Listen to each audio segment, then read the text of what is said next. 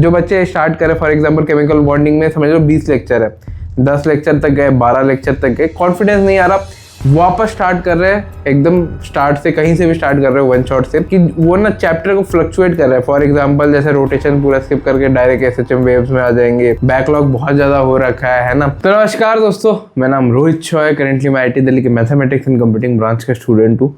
और बहुत सारे क्लास 11 के बच्चे मेरे को रिक्वेस्ट कर रहे थे कि भैया आप जेईई 2027 वालों के लिए कुछ बनाते ही नहीं हो, और आज आप लोगों के लिए वीडियो है ना। और ज़्यादा कुछ नहीं बोलूँगा, पसंद आए तो एक बार रुक के लाइक कर देना, क्योंकि that means a lot to me, है ना।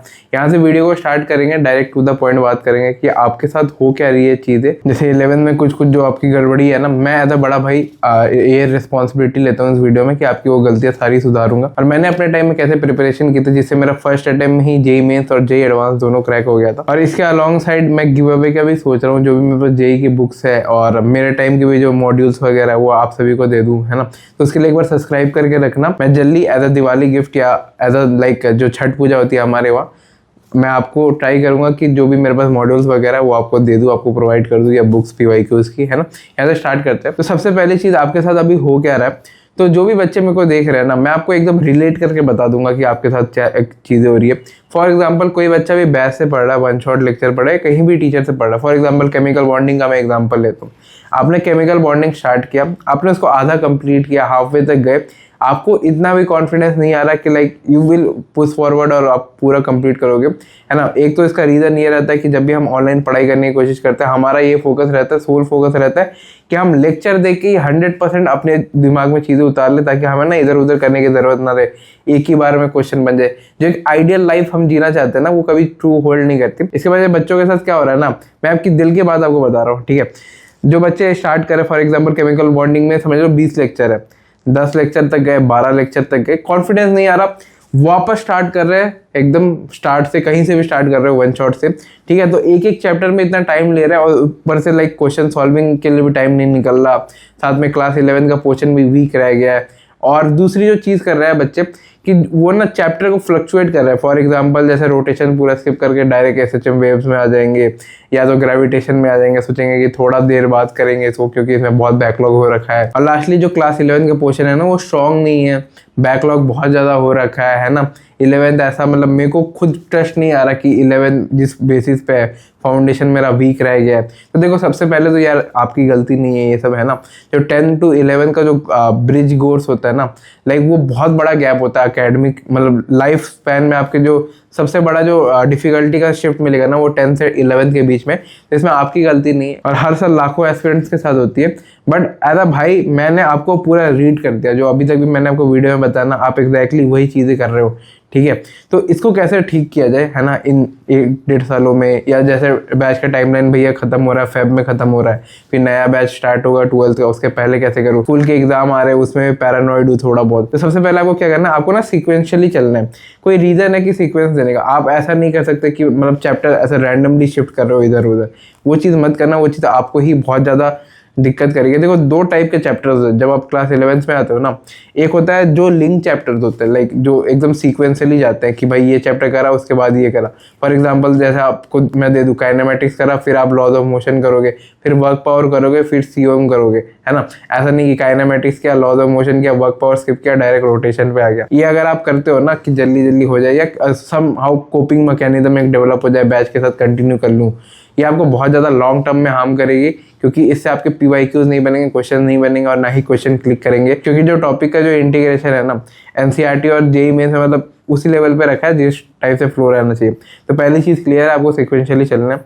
और दूसरी चीज़ जो मैंने वीडियो के स्टार्ट में बोला कि ये जो हाफ हार्टेड मेंटालिटी है ना आपकी, ये आपको ले डूबेगी कि कोई भी चैप्टर पूरा कंप्लीट नहीं कर पा रहे एग्जैक्टली, ठीक है। इसका रीज़न क्या होता है, जनरली बच्चे से ना पहली बार में क्वेश्चन नहीं बनते, DPPs हो गया, मॉड्यूल्स हो गया, या PYQs को ले लो, वो ना बच्चा बहुत पदड़ लेता है, मतलब लाइक वो दिमाग में कंफ्यूज रहता है कि भाई क्यों नहीं बना, मैं तो इतनी मेहनत कर रहा हूँ, नोट्स भी बना रहा हूँ, लेक्चर्स भी देख रहा हूँ, है ना, हर एक चीज़ फॉलो कर रहा हूँ, तब भी क्वेश्चन क्यों नहीं बन रहा।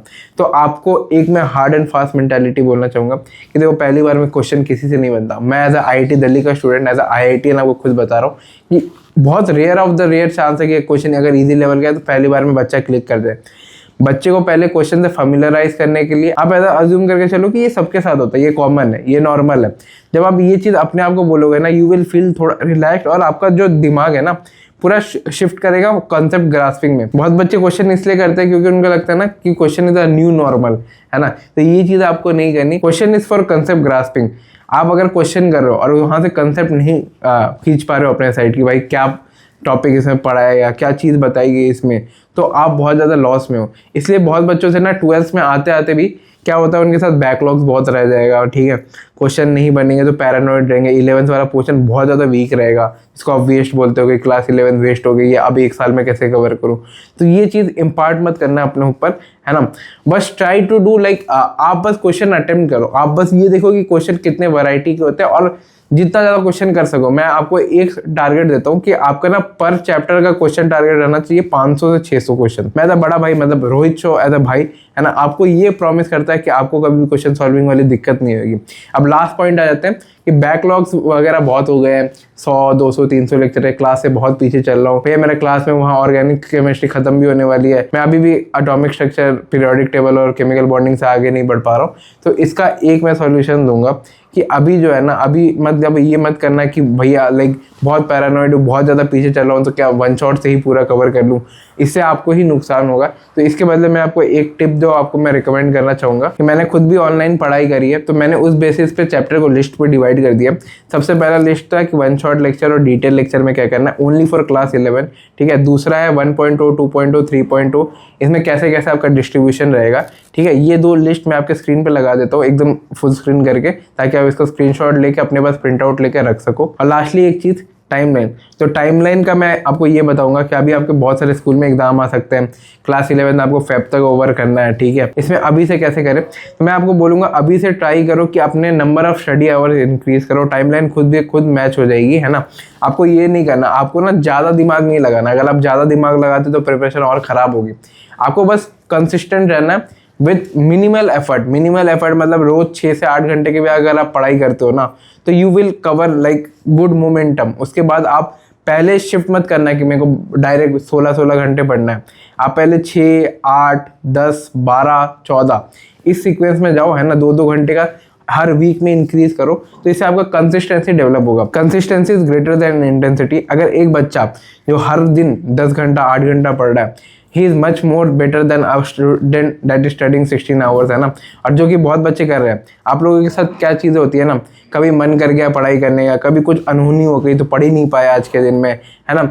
कुछ एक रिदम नहीं है, एक फ्लो नहीं है, मतलब पढ़ रहे हैं, किसी दिन ज़्यादा पढ़ ले रहे हैं, किसी दिन कम पढ़ ले रहे हैं, किसी दिन दिमाग ख़राब हो रहा है, किसी दिन अच्छा लग रहा है कि आज हमने इतना पढ़ लिया, आज मैंने ये वन शॉट देख ली, ये वाला चैप्टर कवर हो गया। तो ये चीज़ ना आपको आगे बढ़ने से रोक रही है, तो ये चीज़ मत करना, है ना। ये चीज़ मत करना। आप ट्राई करो, बस ऐसा भाई मेरी बात मानो कि रोज़ 8 से 10 घंटा कंसिस्टेंट ट्राई करो। उसके बाद 12, 13, 14 जैसे भी करके इंक्रीज करते जाना, और एक भी दिन मिस मत करना। एनी सिचुएशन लाइक अगर कल स्कूल का एग्जाम है ना, तो स्कूल का जो एग्जाम है उसके टॉपिक्स आप कर लो till JEE means JEE advance level, लेकिन छोड़ना नहीं है किसी दिन। अगर आप छोड़ देते हो तो you will be back to zero, और आपको ऐसा लगेगा कि भाई कहाँ पीछे चल रहा हूँ। तो आप कभी भी रेस में पीछे नहीं थे, आपकी जो मेंटालिटी है ना वो पीछे चल रही है कि ये चीज़ छूट गई, ये चीज़ नहीं हुई, ये चीज़ कैसे कवर करूँ, इतना बैकलॉग हो गया। और जिन बच्चों को बैकलॉग का दिक्कत है, आप मेरी ना एक बार लिस्ट फॉलो करके देखना, मैं आपको श्योर से लिख के देता हूँ कि आपका 100% बैकलॉग क्लियर हो जाएगा। और एज अ भाई मैं आपको प्रॉमिस कर रहा हूँ, ठीक है। ये चीज़ लाइक कर देना अगर 27 पर और वीडियोज़ चाहिए। बाकी मिलते हैं किसी और वीडियो में। आपका बड़ा भाई Rohit Shaw signing off, bye.